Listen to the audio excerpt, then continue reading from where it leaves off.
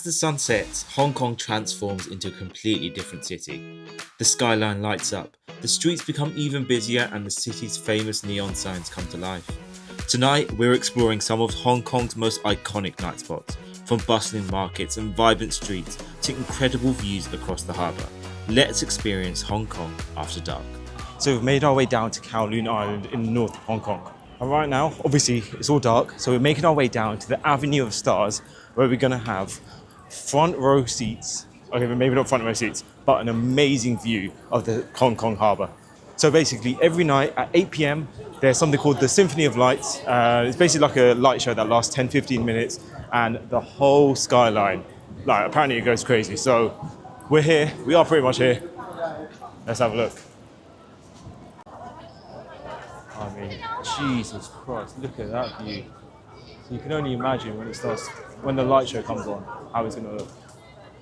So in the Avenue of the Stars, it's basically like a little promenade dedicated to, I think it's like Chinese actors and actresses. I know there's a statue of Bruce Lee somewhere, and they've got like their handprints imprinted on the barrier.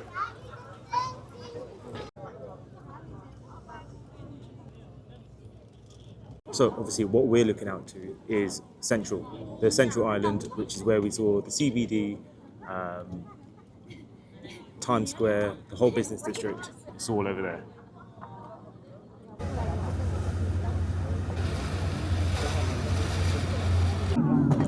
Right, so it should be starting. Oh, here it is. So just overlooking Victoria Harbour. There you go.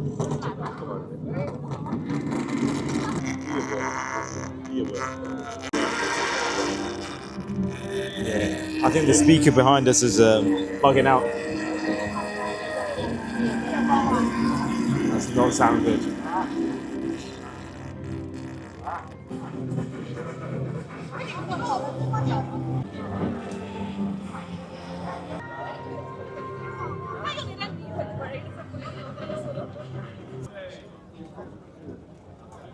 And that is the Symphony of Lights in Hong Kong. I'm not going to lie, a little bit disappointed. I expected a bit more. I thought it was like building up, but I guess the crescendo just never came.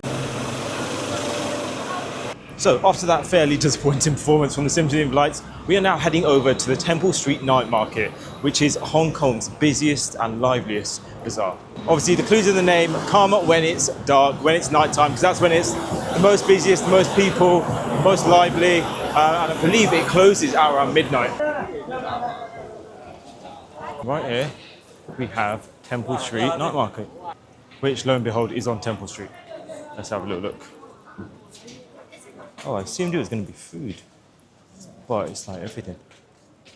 I've already got myself a... Oh, actually, have I got myself one of these? So here we've got the food section. It's proper packed. It's a Monday night, but everyone's still out. You've got Telugu, fresh fruit, you've got juice, you've got everything. You've got some questionable meats. You know what, this is a proper vibe. This is nice. Look at that. Look at that behind me as well. Yeah, nothing's really tickled my fancy in the food section. I am adventurous, but I'm not like beef offal type of adventurous. Right, and our next location is right off the Temple Street Night Market, and it's called Tibetan fast food. If you do research online, you'll find there are a lot of halal options within Hong Kong, but Hong Kong is so much more international, and with that, obviously, you've got such a mix of religions, cultures, and whatever, so naturally, these places are going to pop up. Yeah. All right, look at this. So Tibetan momos, beef as well. Look at that. Very nice. Oh wow. Very good.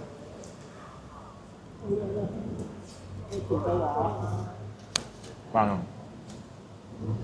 Spicy though. That was 10 out of 10. That was banging. Polished it off, all 8 pieces, apart from the veg. So, you want to say your name? My name is Tolma. Tolma. And Tolma, you are friends with the owner? Yeah. Nice. And you've been here since 1997? Since 97. So you enjoy, you like Hong Kong? Yeah. Nice. I have 3 kids. Did you enjoy the food? It was lovely. It was absolutely This is nice. beautiful. This is a Potala Palace in Tibet. Okay. This is a Potala, very famous. So Tibet is a roof of the world, the roof of the world. Because it's high, very high And then above sea level. during Dalai Lama 14, now Yeah. it's 14, I think it's a fifth generation before, Yeah. Dalai Lama fifth generation, Muslim came to Tibet, right? I think before that they came to Tibet Yeah. and they asked Dalai Lama, they requested, they want to have a land for monks, you know, Oh, they okay. want to build the mosque. Yeah. So Dalai Lama is very kind. He threw the arrow. He said, wherever this land, Yeah. the arrow land, I will give you that land. So then this land in the middle of the Tibet, they have a very big mosque. Really? Oh wow, that's a That's beautiful why story. Tibetan people are nice. Yeah. I'd love to go to Tibet, but I think it's very hard to go. Yeah, very, Very hard, difficult. But they are nice, very kind. You know. Yeah. 100%. Nice to meet you. And this is Tibetan. Tibetan They fast write food. only fast food, but it's no fast food actually. It's a Oh, homemade. it's amazing food. Yeah. And as you can see, it's halal certified as well. Yeah, my kitchen halal, and then we have a halal certificate. And halal certificate, yeah, 100%. Everything is halal. Yeah. Right off Temple Street, right there. Right? This one. Ah, thank you. Maybe saffron. Thank you very much. Mine is small or big. Yeah, of course. Take care. Slowly. Okay, thank you. Bye bye. What a lovely lady. She just made that meal. You know what? 10 times better. So make sure you make your way down to Tibetan fast food right off Temple Street. That was fantastic. Get the momos. Also, one difference is that in Hong Kong you can use your debit or credit cards to pay at the till, rather than just depending on Alipay or WeChat. You know what? Now I'm thinking, I don't know if they actually have Alipay or WeChat here. You can pay with the Octopus card as well if you've got that.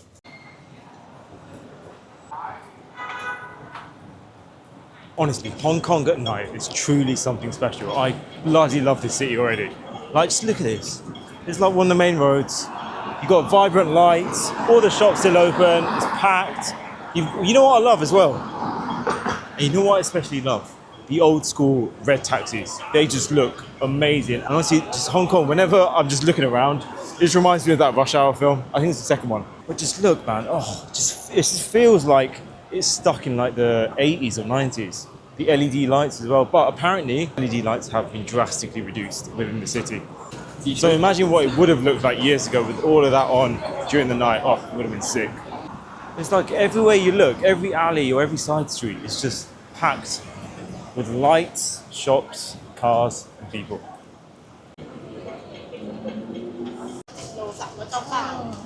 It is so annoying that we're only here for 2 days because this is the only time that I'm going to be able to see Hong Kong in the dark. But hey ho, at least once is better than none, eh? And honestly, being here once, I already want to come back. What you will notice, so even walking on the high streets, right? Notice when you're walking along the main street is, as you can see behind me, there's sky rises on either side of the main street.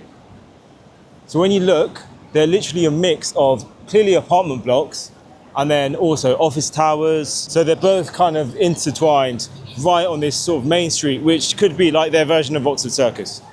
And obviously you've probably heard of the cage homes that exist in Hong Kong. Because the urban density is so high, land is very limited and scarce, people are resorted to basically living in cages. And when I tell you they're cages, they are literally cages. You can find images on Google. People, you know, they're staying in like these rooms with like 10 other people. Basically, their bed is in a cage, and all just to live in Hong Kong. And they're probably getting charged way above what they should be paying for that.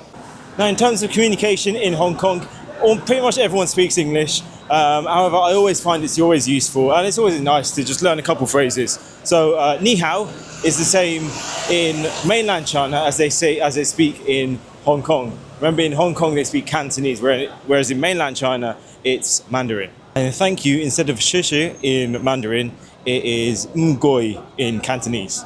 Now, all the staff, the shopkeepers, waitresses, and everything, they always say like thank you, but then I'll always reply ngoi. I just feel like it's nice to, you know, put in a tiny little bit of effort just to learn their language.